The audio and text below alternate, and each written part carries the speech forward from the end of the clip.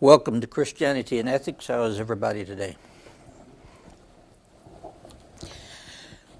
Your first project, the one of doing a scrapbook, is one that is not going to be very hard to do if you're reading the newspapers.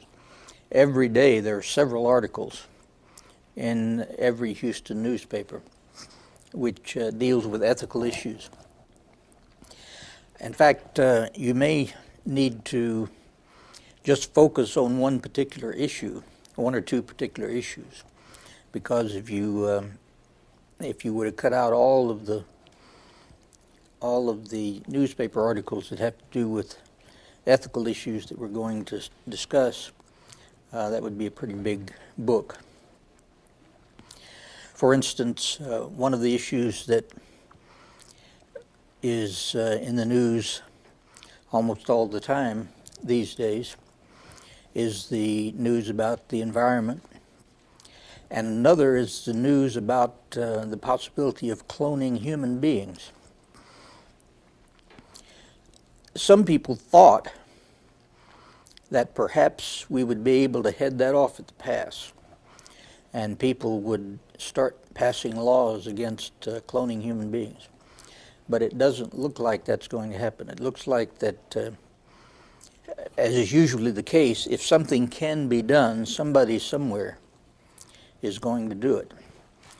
And so one of the things that we'll need to be focusing on in this course when we get to looking at that particular problem is not so much whether we can prevent cloning of human beings, but just discussing the ethical ramifications of cloning human beings and how we're supposed to treat the people who do this and how we're supposed to treat the people who are cloned, because there doesn't seem to be any way that we're going to be able to stop the cloning of human beings. So if we live long enough, some of us may actually meet a cloned human being. Anyway, that's the kind of thing that you can find. There was something in last week's newspaper on that, naming two people who were planning to clone human beings. So keep your eye out in the newspapers. Of course, the religion section every Saturday has something, but you'll find a number of articles before you ever get to the religion section. Okay, we're looking at our historical introduction to ethics in our book by Wagaman. And last time we were looking at various tensions within the biblical tradition. We talked about revelation versus reason. That is, that Christianity is primarily a religion of revelation. It does not derive its ideas from reason. It doesn't derive its ethics from reason, but its ideas and its ethics are considered by Christian theologians to be reasonable, obviously. And so there will be a tension between reason and revelation. And later, after the Enlightenment, a lot of people who still considered themselves to be Christians and believers in God actually critiqued and gave up the concept of revelation and assumed that they could justify belief in God completely on the basis of reason, and also to justify ethics completely on the basis of reasons. We talked about the materialism versus the life of the Spirit, how that Christianity and Judaism are the most materialistic religions in the sense that they believe that matter is good, and therefore everything having to do with the created world is good. And that therefore evil and sin is something else besides something that's been created. The Bible makes it clear that everything that God created is good. Well, that means what then is evil? Well, as we're going to see, particularly when we look at Augustine, evil really doesn't have an essence. It's not a thing. Evil is something that happens in the will. That is, sin is something that happens in the will of human beings. And evil is the lack of being. It's not, evil is not something positive. And so that's the reason why Judaism and Christianity can still affirm that all things are good in themselves, that there's nothing inherently evil. That means we have to look somewhere else for a definition or a characterization of what evil is and what sin is. If you believe that matter is evil, then you really do not need a doctrine of sin. If you believe that matter is evil, then you already have your answer as to where evil comes from. But if you don't believe that matter is evil, then you have to have a doctrine of sin. That's what a lot of people do not understand these days. If you believe that matter is good, and that human life is good, and the human history is essentially good, then you must have some kind of doctrine of sin or its equivalent to try to understand what's going on then in the world. So we'll talk about that more as we go along. And then we talked about universalism versus group identity. And I told the story, we talked about the story of Jonah in that regard. A lot of people worry about the book of Jonah because the only thing they think of when they think of the book of Jonah is somebody getting swallowed by a fish. And that's not the primary point of the book of Jonah. The primary point of the book of Jonah is very important whether or not anybody got swallowed by a fish, and that is that God is in control of the world. He's the creator of all human beings, and that therefore there's no class of human beings or race of human beings or nationality of human beings who are the only objects of God's love and concern. Then there's the tension between grace versus law. And that's true in the Hebrew Bible as well as in the New Testament, but it comes out most dramatically in the New Testament because of the New Testament story of Jesus. Because in Jesus, according to the early Christians, you have the only human being who has ever fulfilled the law. And God requires human beings to fulfill the law. Well, if God requires human beings to fulfill the law, and Jesus is the only one who has ever fulfilled the law, that is how Paul and other New Testament theologians derive the concept of being in Christ. That is, the only way we can fulfill the law is by being in Christ. That is, trusting God.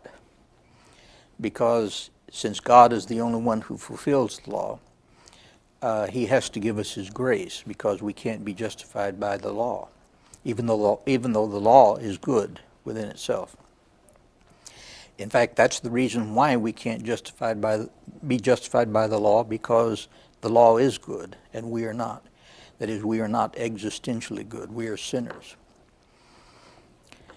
Then there's love versus force, and that's an issue that goes all the way through Christian history, as we're going to see when we look at early Christianity. And then status versus equality. That is a tension which has especially become dramatic in recent times with the crusade against slavery, the crusade for working people, economic justice, social justice, the crusade for the equality of women, and so forth. All of these are matters of status versus equality. And there has been development in the history of Christianity as to how Christian ethics deals with the social issues of any particular time. We've already indicated, for instance, that it just did not compute to anybody in the first century, even if they were Christians and they were commanded to love everybody. It did not compute that there was any way to abolish slavery, because that was simply an entrenched aspect of the existence of society all over the world. And so in that case, what Christianity did was to try to ameliorate or to change the way in which people were related to each other. In other words, there was an essential equality in the gospel or in the story of Jesus. Jesus spent his whole life particularly his ministry, showing that human beings are all of equal value before God. But sometimes in a societal situation, how you show that equality will differ depending on the age or depending on the culture and so forth. So equality, in the sense in which we prize it in the United States, is not necessarily considered to be an absolutely essential aspect of Christian ethics. Equality in the eyes of God and equality of the indiscrimination of our love toward people is the central element of Christian ethics, and how that expresses itself in different cultures will sometimes differ. But most Christian ethicists these days assume that our present quest for equality and for social justice is the natural outcome of the history of Christian ethics. And probably in a couple of generations, we're going to look back on this generation and consider that our concept of equality is not very good, or our concept of how to treat people in certain situations is not very good. For instance, right now, and this is another ethical thing that you might look at in your newspaper. Right now, there are people all over the United States being fired, are losing their jobs, and this is kind of a stock market driven thing. In other words, in order for big companies to make sure that their bottom line is what they want it to be, in some cases the justice toward the working person kind of falls out of the equation. In the early church, there were some very radical remedies for this, and we'll talk about some of those. And there certainly was a radical remedy in the prophets of the Old Testament. Anyway, we'll talk more about status and equality. The Hebrew prophets do not appeal to an abstract principle of reality, of equality. That's what I meant by saying that our present conception of equality, to a certain extent, is an abstract principle. It's obviously not anything that we have measured up to. Even in our society, we talk about equality before the law. But you don't have to get involved in our legal system or in our justice system very long to find out that equality before the law as an abstract principle is an ideal that we really have not approximated to. We have very difficult problems, very severe problems in our justice system. We have severe problems in knowing how to deal with not just deal with crime, but to deal with criminals, that is, people who have been accused of committing crimes. For instance, just recently, our new governor recommended that I think it was $55 million be set aside out of the budget to provide 1,800 new prison beds. Well, an ethical thing you might ask is it possible to use $55 million to keep 1,800 people out of prison, from going to prison, by providing some kind of preventative steps, particularly having to do with addictive behavior and so forth, because so many of our people who are in prison are there because they're addicted to something. And they wouldn't be there if they weren't addicted to something. So perhaps a better use of money, ethically speaking, would be to try to keep those 1,800 people from going to prison. Now that takes work and that takes money. And as long as we just keep on building prisons, we can keep on filling them up if we don't also work on the front end. So even though we look back on the early church and on the on early efforts at Christian ethics, we have no reason to be complacent or even to have any kind of pride, because there is fragmentarily more justice in certain areas, but human beings are still having a difficult problem really giving equality before the law to our people. The Hebrew prophets, though they did not have an abstract principle of equality, they were obviously offended by existing inequalities, and especially by the difference of the rich over the plight of the poor. In fact, it's you can say that the abstract conception of equality does not live up to the prophetic conception of equality, because the prophets did not leave the rich alone. They didn't talk about the rich people being all right, but they just needed to do a little bit of work to help the poor people. From the perspective of the prophets, the fact that there were any poor people in the community, that is, any people who needed the necessities of life, meant that the rich people in the community were not just guilty of inequality or social injustice, they were guilty of idolatry, because they had pledged a covenant with a God who had a certain character. And this God was the God of the poor. He was the defender of the poor. He was the defender of widows and orphans. He was a defender of those people who got the raw end of the stick in any kind of society. Now, this was not a capitalist society, but and it had a tremendous amount of inequality. It may be that our capitalist society has kind of adjusted the extremes of inequality, but there's still a great deal of inequality in our society. And from the prophet's perspective, from the perspective of the Hebrew prophets, there is no way that Jews or Christians can be complacent about that. They can't just say, well, we just need to let the market work. If you don't let the market work, of course, you don't produce wealth. But just letting the market work without considering the social welfare of people is simply not an option for the Hebrew prophets. The Hebrews were commanded not to oppress their neighbors, and reflecting on the practical plight of the poor, wages were to be paid promptly the very same day on which they were earned. And there were other laws that had to do with the poor. For instance, if you were a farmer and you raised crops, you were required by the law not to gather all your crops.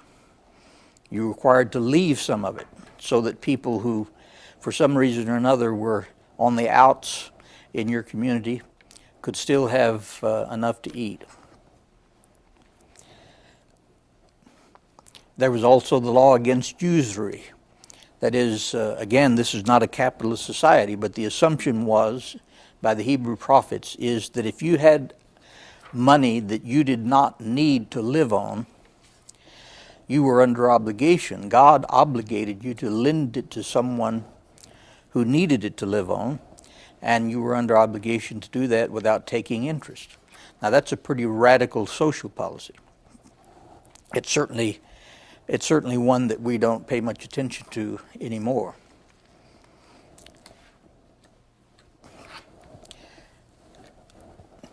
So those are the tensions that we have to look for as we go through the history of Christian ethics. We need to look now at the influence of certain philosophical folks on early Christian ethics, because as Christianity moved out of Palestine into Greek thinking, Roman areas, they came in contact with certain philosophies that already had fairly systematic ethics. For instance, Plato.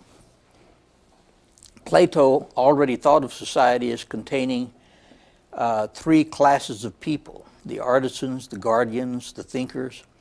And these classes correspond to the three aspects of the faculties of the human psyche: the appetitive, the spirited, and the rational. Plato, in other words, begins with society as it is and tries to explain why society is as it is. There's really not much of an impulse in Platonism or in Aristotelianism either to outlaw slavery.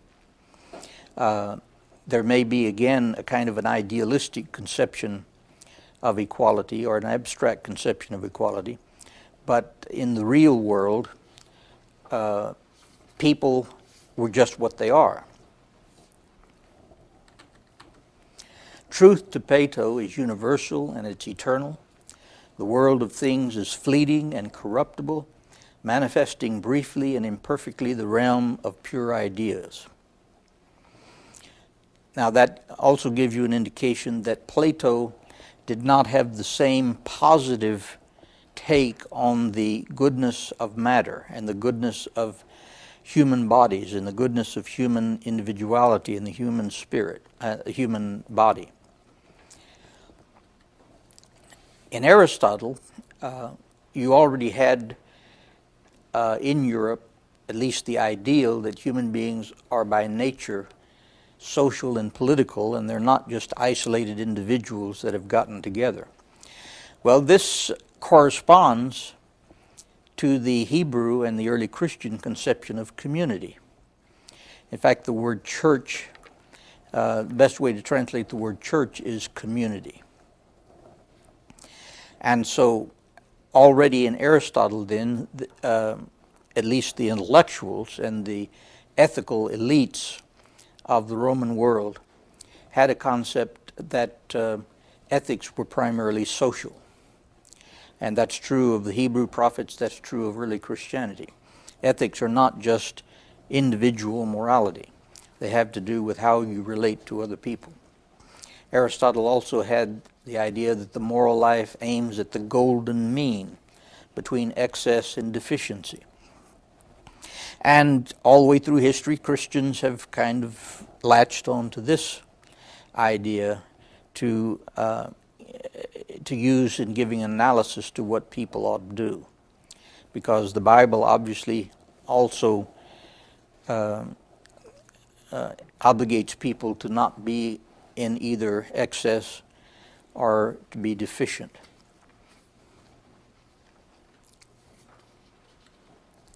Stoicism was rationalistic in its basic assumptions. Stoic thought depicted a cosmos grounded in the mind of a rational God. Human beings were understood to reflect the same rationality. Christians really like some of these ideas. The idea that some of the earlier philosophically minded Christians had was that Plato and Aristotle and the Stoics, in a sense, were precursors of Christianity. In other words, from their perspective, just like the Hebrew people were precursors to Christianity, so were Plato and Aristotle and the Stoics, because they kind of prepared the ground for a high view of human beings and a high view of ethics. And a lot of early Christians liked the Stoic view of God as primarily being a rational God, and human beings then being rational beings reflecting the same nature as God. This was identified with the old Hebrew Christian concept of the image of God. Now that meant that early Christians could relate to some of these philosophers in a better way because they found these correspondences. However, one of the problems in the history of Christianity is that sometimes these philosophical ideas actually overpowered some of the Christian ideas. And the Christian concept of ethics, even though it considers Christian ethics to be rational, that is reasonable, it does not consider Christian ethics to be derived from rationality or to be derived from reason. And though for Jews and Christians human intelligence and human rationality is extremely important, it's not the most important thing about a human being. Whereas for Plato and Stoics and Aristotle, reason was one of the most important, if not the most important thing about human beings. And quite often in our own culture, our ethical relationship to people sometimes is based on their intelligence or their rationality or their education. And that is not a basis in Judaism or Christianity for being related properly to somebody. So the impact of these philosophies on Christianity has positive elements and it has negative elements. The concept of God changes as Christianity moves under the influence of Neoplatonism and Stoicism. And we'll see how that happens as we go along. Epicureanism is probably the popular philosophy of the time which least corresponds to Hebrew, Jewish, and Christian ethics. They believe that human beings are chance configurations of material particles. They did not consider life to have any enduring meaning. The best we can hope to do is enhance life's pleasures while minimizing its pains. And this ethic has never gone out of style. There are a lot of people who still basically mimic the Epicureans. Now, in general, the influence of Greek philosophy on biblical writings is quite extensive. Each of these movements was to help set the agenda for Christian ethics, as were Neoplatonism and assorted other quasi-religious philosophical movements of the Greco-Roman world. Certainly the New Testament writings themselves betray Greek philosophical sources. But I do want to make one point about that, and that is that I have a little bit of disagreement with Wagaman on the extent to which Christian ethics of the New Testament, at least, was influenced by Greek philosophical sources.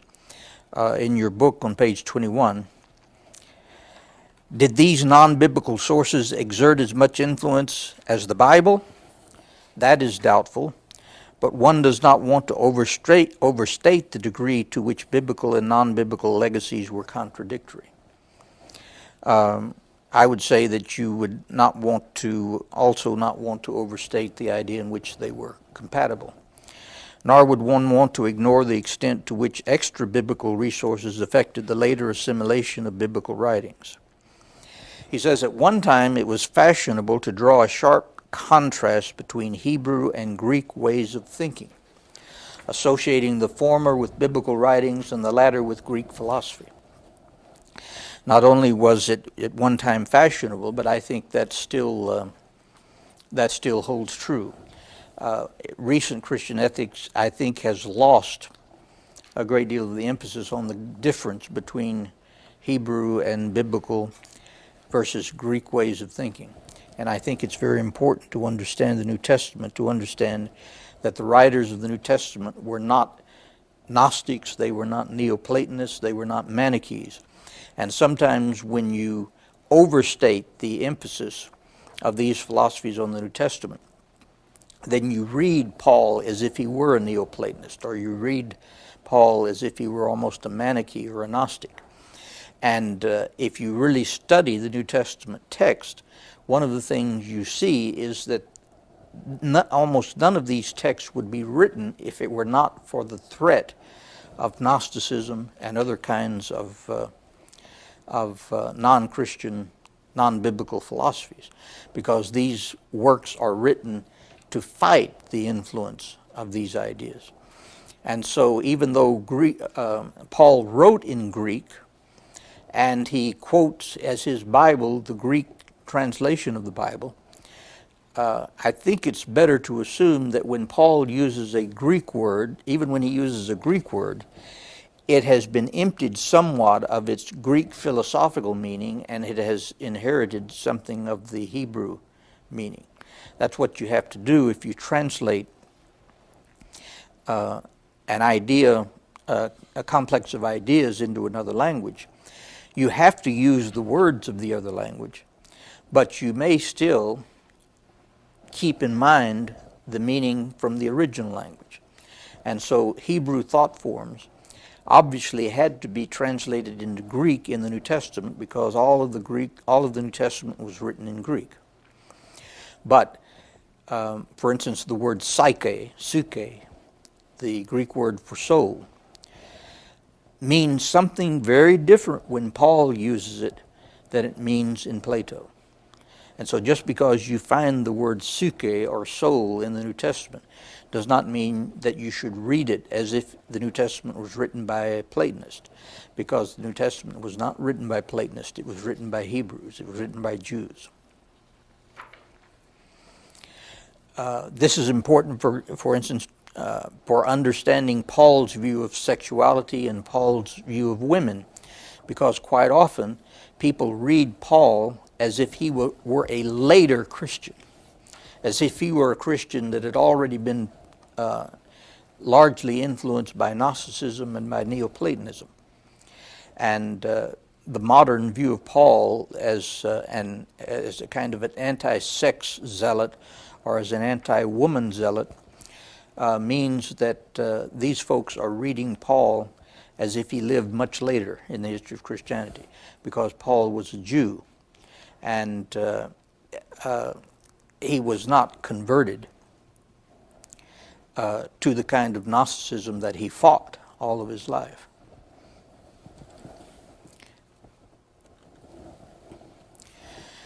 The world of the earliest Christian centuries was framed by the Roman Empire. Many facets of ordinary life were in tension with central aspects of the faith of the earliest Christians, and it became necessary for the church to respond.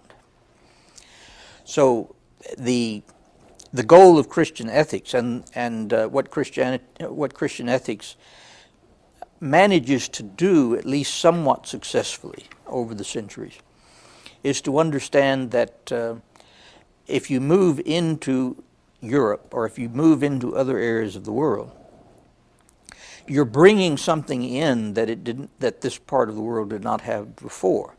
And so it would be self-defeating to simply translate without remainder the Christian faith into these other thought forms or into these other ethical systems. Because if that's what would happen, then why would you need Christianity? You already have Neoplatonism. Why would you need Gnosticism? You already have. Why would you need Christianity since you already have Gnosticism? So we need to understand that the church responds to the society and to the philosophical mindset into which it moves.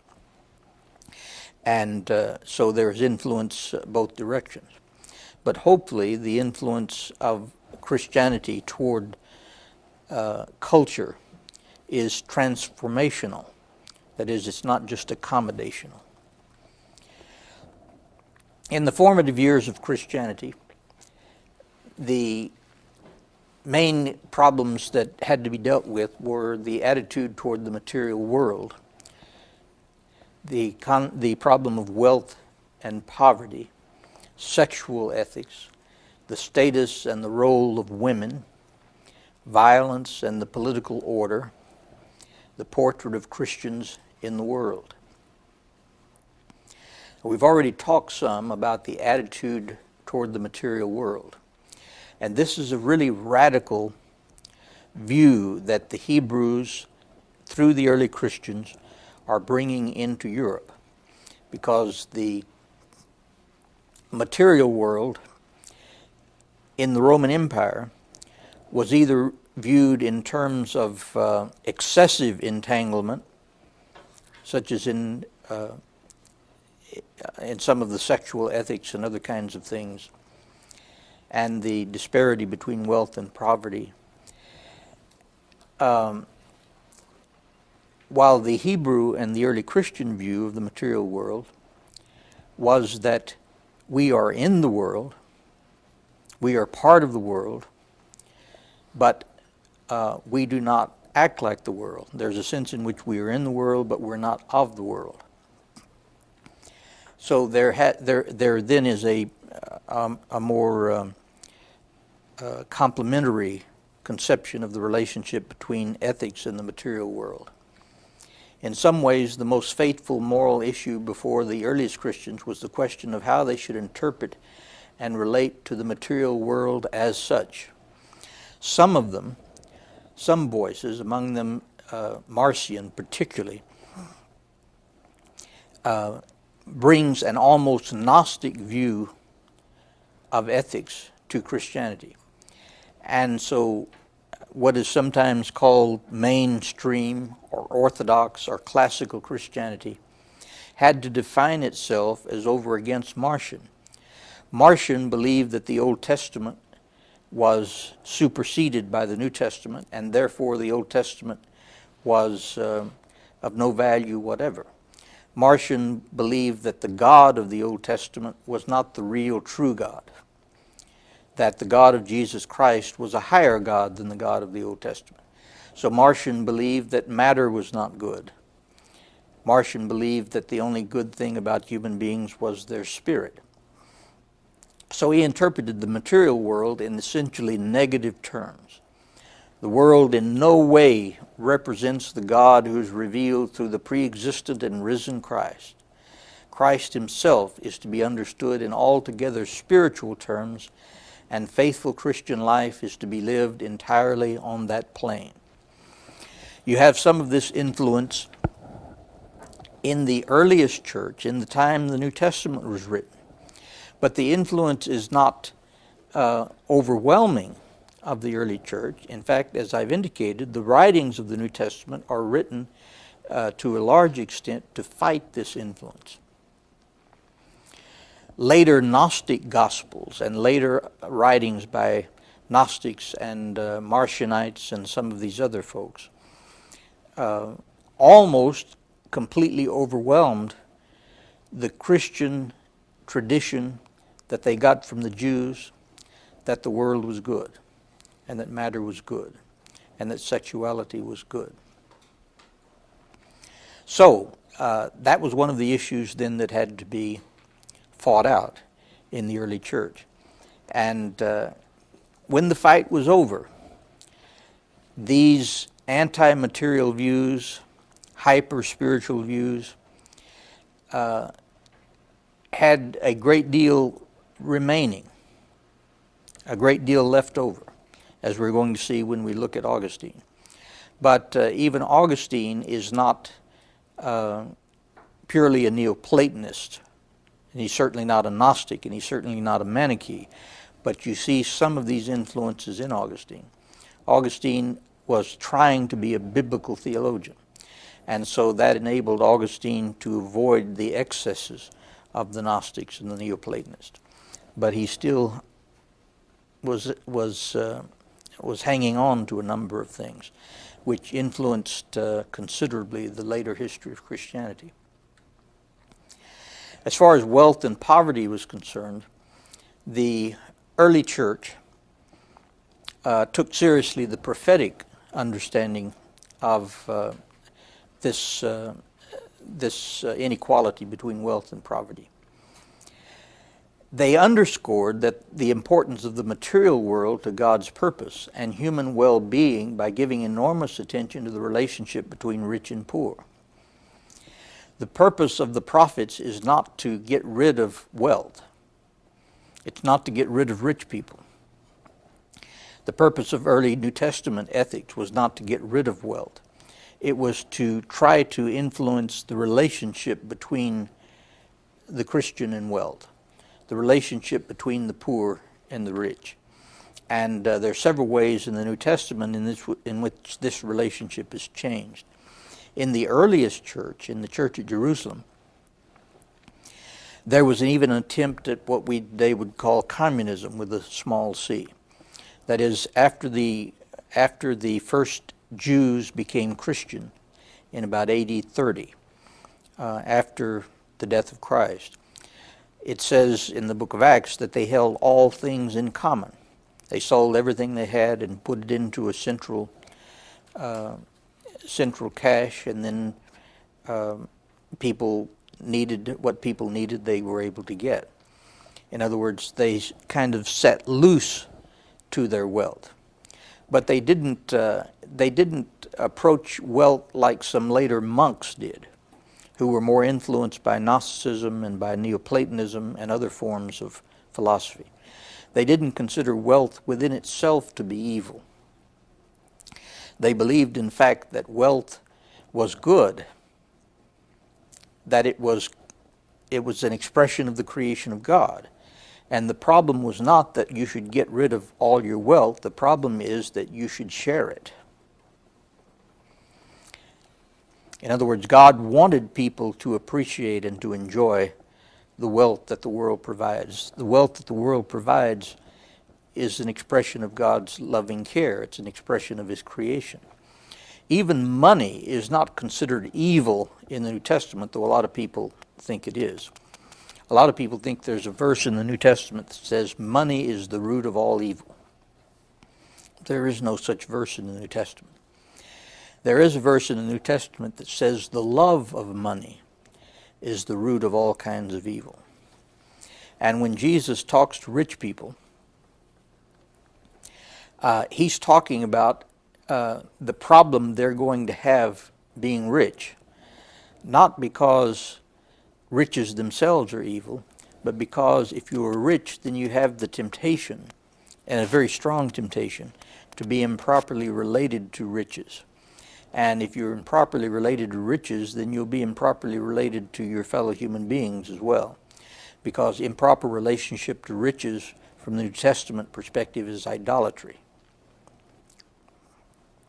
Having wealth is not idolatry, but being improperly related to it is idolatry.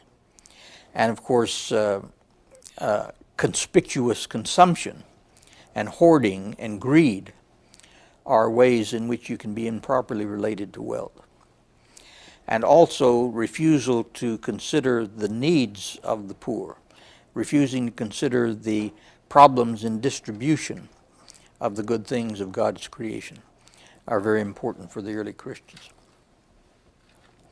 Poverty is a plight to which faithful Christians, especially those with wealth, must respond. The spiritual danger of wealth is partly in its temptation toward idolatry, thus substituting worship of material things for the worship of God. Now, we need to talk about idolatry because that in the biblical perspective is another way of talking about sin. Idolatry is the most prevalent way in which the Old Testament or the Hebrew Bible talks about sin. So sin is not just a kind of an individual deficiency. Sin, from the biblical perspective, is idolatry. How can you tell whether you're an idolater or not? Well, one of the ways the prophets can tell if you're an idolater is if you don't take care of the poor. If you don't take care of the poor, that means that the God that you're worshiping is not the God of the Bible. It's not the God of Abraham, Isaac, and Jacob. It's not the God of Moses. It's not the God of the prophets. If you misuse other people, and if you're not concerned about the poor in your community, then you're an idolater. So the basic sin that the prophets cry out against is idolatry. Jesus himself, of course, just like all other human beings, used money. In fact, most of the money he used in his 3 years of ministry came from some wealthy women who were his disciples. You know, there's a difference between disciples and apostles, and evidently a great deal of the expenses that Jesus had in his earthly ministry were taken care of by wealthy women who followed him. And so he had nothing specifically to say about wealth as being evil, like later monks would. in fact, the idea of a Jewish monk is kind of a non sequitur. There's no such thing as a Jewish monk if a Jew understands the biblical doctrine of creation. Money simply represents creation. So there's nothing evil about money. But there is something evil about people hoarding money and considering money actually to be a sign of righteousness, and considering inequality to be the will of God. Inequality is never the will of God. So whatever, from the perspective of the prophets, whatever people can do to try to alleviate that is required by the law. Now that didn't mean they were socialists or communists. That's a later invention. But socialism and communism actually arose in Western culture in response to the fact that the church, that is, that Christians, were not taking seriously social ethics. We're not taking seriously the responsibility to the poor, and assuming that poor people were made poor by God on purpose, and that Christians who were really Christians and were really holy would also become poor. The many exhortations to give to the poor contained in the writings of the first 2 centuries suggest individual acts of charity rather than institutional schemes for sharing as the dominant pattern. Despite the early Christian stress on the perils of wealth and the importance of sharing with those in need, these writings very seldom question or venture any criticism of slavery.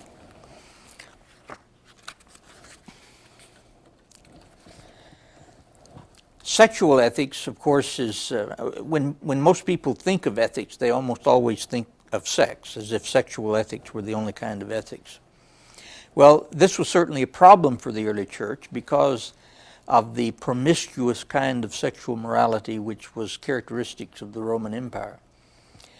Early Christian writings advocate, even command, very strict standards. One of the early writers says that Christians share their board, but not their beds, not their marriage beds. And this is very important in the history, by the way, of women's equality. A lot of people don't understand that Jesus' sayings about adultery and about marriage and divorce and so forth are not meant just to cramp people's style. They're meant actually to elevate the status of women. And the kind of promiscuity that went on in the Roman Empire, women were simply sex objects. And so the early church offered marriage and commitment to marriage, a marriage that is characterized, as Paul said, by a man loving his wife as Christ loved the church. An absolute commitment to that marriage they put over against the kind of misuse of women that existed in the Roman Empire. So following in the wake of Paul's writings on the subject and often quoting them directly, the surviving instruction insists upon the correlation between spiritual wholeness and sexual discipline. The communists of the Soviet Union, at first, many of them operated under what they called the glass of water view of sex, and that is that sex is just like drinking a glass of water. It doesn't make any difference which glass you drink from. Viewing sexuality as primarily simply an animal or a mechanical function of human beings. Whereas, and they soon learned that was not a very healthy way. Even the communists learned that was not a very healthy way of dealing with sexuality. And so there was a reaction in the Soviet Union back to a very strict sexual ethic. When Khrushchev came to the United States, he was incensed when some Americans took him to see the filming of a motion picture in which there were dancing girls. So here was this hard-nosed communist who thought that American sexual ethics were too loose and too promiscuous. And the reason why I bring up that subject is that the Soviet Union tried to develop a sexual ethic that was totally secular and had nothing to do with spiritual values. And that's the way it was in the early Roman Empire, and the Christians reacted against that by saying that sexual relationship is a spiritual activity, not just a physical activity. And a proper sexual relationship actually produced spiritual wholeness, whereas promiscuity and improper relationships were defeating. They were self-defeating. They really didn't produce the kind of life and wholeness that people wanted. So there was an emphasis on sexual discipline in the early church. Sexual relations between persons of the same gender, while not as major a preoccupation of these writings as lust, fornication, and adultery, are also condemned. Polycarp quotes Paul's statement in 1 Corinthians 6, "Neither fornicators, nor the effeminate, nor homosexuals will inherit the kingdom of God." And that's something that simply can't be erased from the ethic of the early church. On the other hand, we can understand a little bit about the cultural context in which these statements are made. For one thing, Paul, nor anybody else, gives any indication that they are aware of what we today call homosexuality. Most of the homosexual activity that Paul had anything to do with, interestingly enough, was activity between heterosexuals. For instance, it was homosexual activity that was involved in pagan worship, or it was homosexual activity that was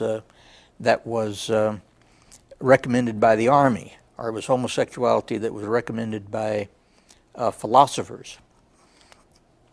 So if you're going back to this period of time, even before the period of Christ, with Plato and Socrates and people like that, you can't know from the kind of sexual activity these people are involved in whether they are homosexuals in the modern sense. They may be cultural homosexuals or even philosophical homosexuals.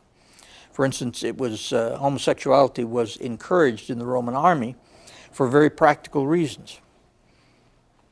That was, they didn't like camp followers or prostitutes following armies all over the world. Homosexuality was promoted among Greek soldiers sometimes. And so what you have in ancient society is more of a gender-bending kind of thing that was recommended for practical and sometimes even philosophical reasons. For instance, if your conception of women was very low, then that meant sex with women was of a lower class. And ironically, a great many people recommended that if a man is going to have sex, he ought to have it with another man who is a higher being. And so there are all kinds of different ways in which sexuality had developed in the Roman Empire that struck the early Christians, since they were Hebrews and considered sexuality to be a good thing that was created by God, primarily for procreation, but also for fellowship between a man and a woman. And the kind of sexuality that was practiced by lots of people in the Roman Empire had nothing to do with fellowship between men and women.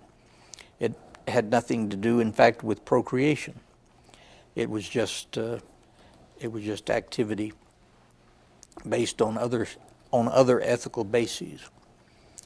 And so that's one thing that has been brought out by modern study, is that most homosexuality that Paul and the early Christians were dealing with was homosexual activity by heterosexuals.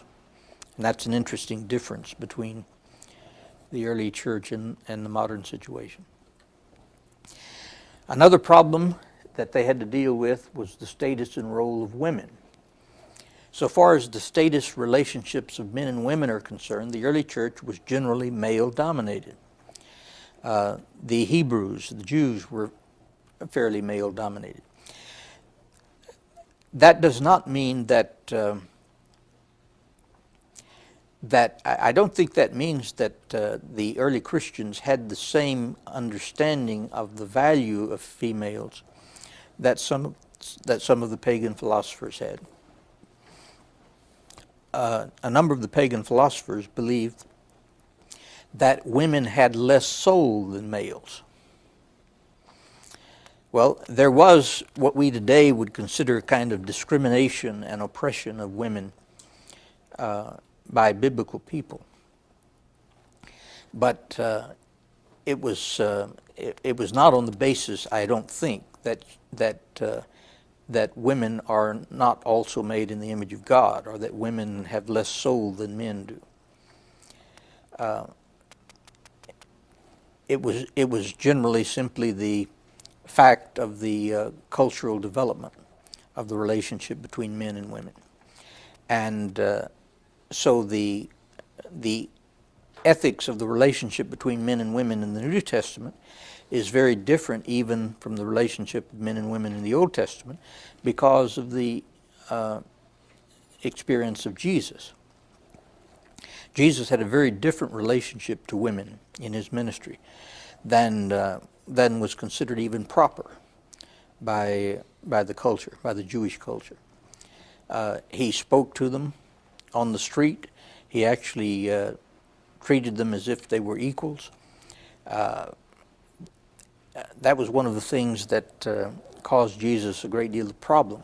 Not only did he treat ordinary women as equals, but he even treated prostitutes as equals.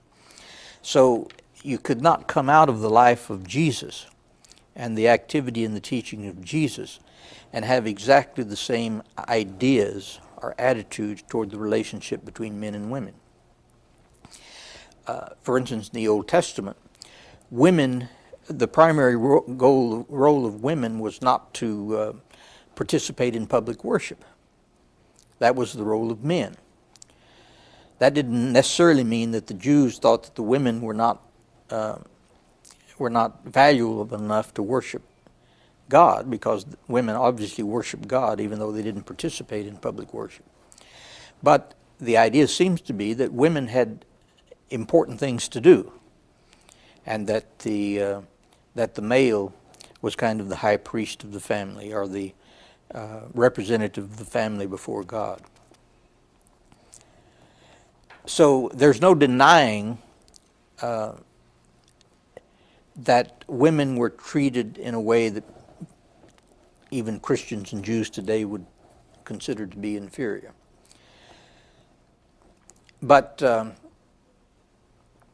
general underlying superiority of men to women is conveyed on a more routine basis in all of these writings by habitual use of male metaphors and pronouns, speaking of God, Father, Him, and so forth.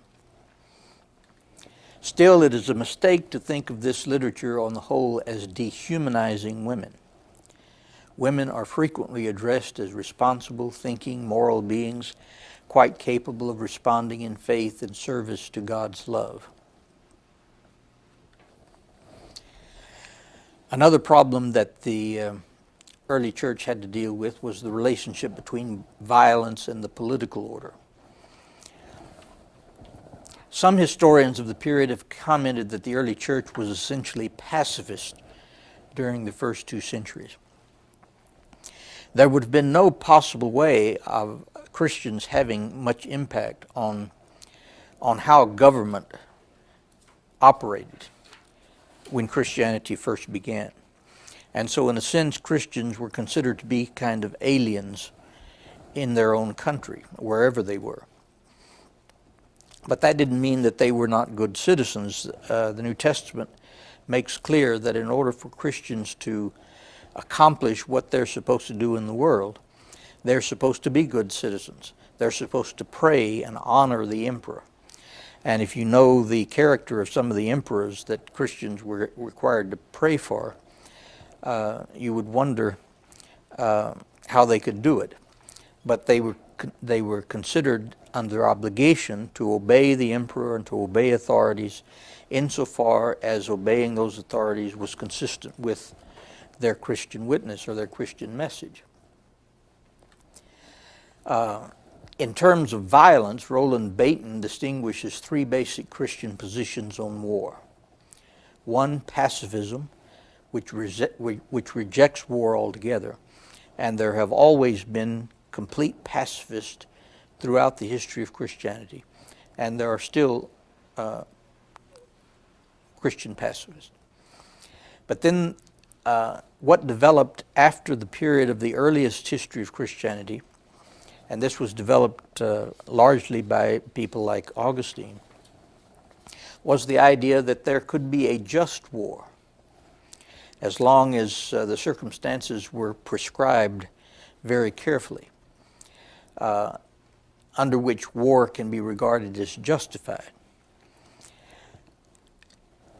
Even a person like Augustine believed in absolute pacifism in terms of individual relationships, based on Jesus' statement that if somebody strikes you on one cheek, you should turn the other cheek. Augustine believed that that's the way individuals ought to be related to people. In other words, there's no justification at all for individual violence against another individual, or even a violent response to violence just from another individual. But there is the possibility, Augustine decided, for a Christian to actually participate in violence if it was for the protection of others. In other words, the idea developed that a just war could be an expression of Christian love.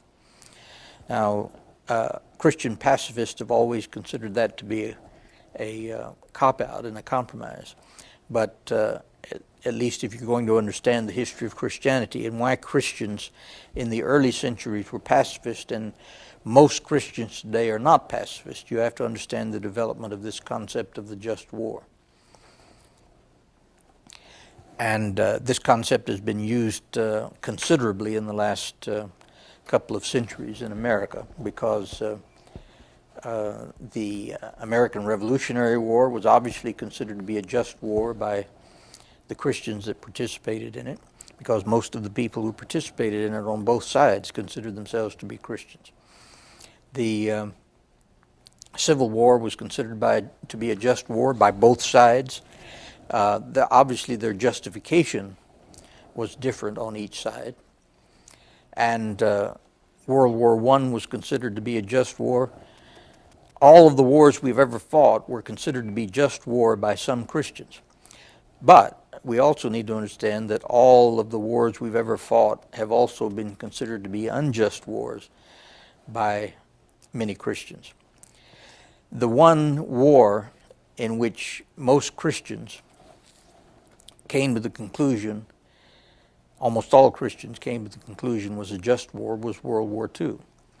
You had a tremendous amount of opposition from some Christians to all of the other wars that the United States has participated in. And of course, the greatest opposition that came from Christian sources, both pacifist and just war theorists, was to the Vietnam War. But then there's a third way in which Christians have related to war, and that's the crusade, which glorifies warfare waged against the enemies of God. And that is, the crusade is not really justified by any important Christian theologians. It's obviously a kind of war that Christians participated in, or people who call themselves Christians. But just the way these crusades were carried on showed that there was not really much of an ethical basis for them in Christianity. The more serious and difficult question is whether Christians considered the coercive power of the state to be morally legitimate. And the earliest Christians who write in the New Testament, have come to terms with the coercive power of the state. In other words, from the time when Jesus given a coin and asked, Jesus was asked whether you should honor Caesar or not. And Jesus took a coin and asked, well, whose picture is on this coin? And the picture was Caesar. He said, give to Caesar that which is Caesar's, and give to God that which is God's. So already Jesus left the impression that a person could not live in the world without having a positive relationship with governmental authority. But Christians should also live in the world, in a sense, in tension with governmental authority. Paul had a fairly positive view toward governmental authority because he was a Roman citizen, and he received quite a few benefits from being a Roman citizen, including the fact that Roman police rescued him from being assassinated when he went to Jerusalem. And he appealed to Roman law and got a free trip to Rome. Of course, after he got there, he probably didn't like what happened to him. But Paul, in his writings, say that the Roman government, the emperor, is a servant of God. Now, it's hard for modern people to think of Nero as a servant of God. But Paul didn't mean Nero was a servant of God in the sense that he was a good man. The concept of the king being the servant of God goes all the way back to the Old Testament, and sometimes some very evil people were called servants of God, not because they were good people, but because they did God's bidding in certain situations. And from Paul's perspective, when a Roman emperor executes the law, he is upholding justice, even though obviously the justice of the Roman government would not be considered very just from the modern perspective. If you consider Roman law in the perspective of the history of the world up until that time, the Roman government was a comparatively just society, at least for some people. So the Roman government provided peace, it provided the police protection, it provided roads, it provided all kinds of things that people assumed, even early Christians assumed, was the work of God. And so Paul and the writer of 1 Peter and other writers in the New Testament assumed that a Christian is not going to be involved in any revolutionary activity. He's going to be doing what he is supposed to do in his relationship to his family and relationship to other people. And he was supposed to obey the police and obey the law to whatever extent he could. In fact, about the only place where Christians stopped obeying the law was when the law required them, for instance, to perform some idolatrous act or forbade them to spread their faith. Other than that, they assumed that, in fact, Paul uses the expression that the emperor does not bear the sword in vain. That means that murderers, even if they're Christians, should understand that they owe their lives to the Roman emperor if they commit murder, and if they commit any other criminal act. Then the Roman emperor, no matter how illegitimate he might be in terms of his personal morality, is legitimate in the sense that he is a servant of God. First Clement, for instance, has a prayer, and he's one of the earlier writers in the Christian church outside of the New Testament. And his prayer says, "You, Master," that is Christ, "gave them," that is the rulers, "imperial power through your majesty and indescribable might, so that we, recognizing it was you who gave them the glory and the honor, might submit to them, and in no way oppose your will. Grant them, O Lord, health, peace, harmony, and stability, so that they may give no offense in administering the government you have given them. For it is you, Master, the heavenly King of eternity, who gives the sons of men glory and honor and authority over the earth's people. So there was no problem in the early church of recognizing the authority of government. In fact, later, when a great many governmental officials became Christians, the opposite problem came to the fore, and that is that sometimes Christians were required to submit to authority which they considered to be unchristian, even though it was operated by Christians. So obviously Christians regarded the periodic waves of persecution as an outrage. But to the extent the state set itself against the church, it set itself against God. But in ordinary circumstances, Christians considered themselves to be good citizens. Now, as far as the portrait of Christians in the world during the early centuries, faithful controversies over the fundamental attitude of that Christians should have toward the world were fought, with echoes destined to affect the whole later development of the church. Nor could all of the specific teachings of the early church still be viewed as morally sensitive and insightful. When we do ethics these days, for instance, we assume that our opposition to slavery is a part of the revelation of God, even though it may be belated in the sense of people recognizing the importance of the abolition of slavery. And so there are some things about early Christian ethics that we consider to be insensitive. But there are also things about early Christian ethics which are light years ahead of us in the way that we relate to other people. It's sometimes argued that the early Christians captivated people by upholding high moral standards. Admittedly, their standards were in vivid contrast with the decadence of so much of the surrounding culture. But this contrast must have impressed many people. But probably what impressed people more than the moral strictures of early Christians was their ethic of love. One wonders whether beyond the negative moral commandments that abound in the literature of the period, the magnetism of the life of love may not have constituted a deeper appeal.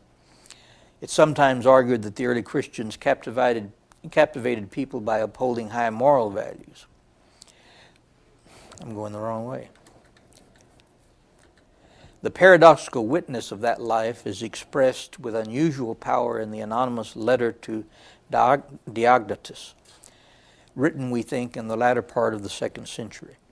He says that Christians cannot be distinguished from the rest of the human race in ordinary terms by country or language or customs, and that they do not live in cities of their own or use a peculiar form of speech or follow an eccentric manner of life. But the writer of this letter claims that Christians give proof of the remarkable and admittedly extraordinary constitution of their own commonwealth. And he further says, and this is quoting from page 36 of your book, they live in their own countries, but only as aliens. They have a share in everything as citizens and endure everything as foreigners. Every foreign land is their native land, and yet for them every native land is a foreign land. They marry like everyone else.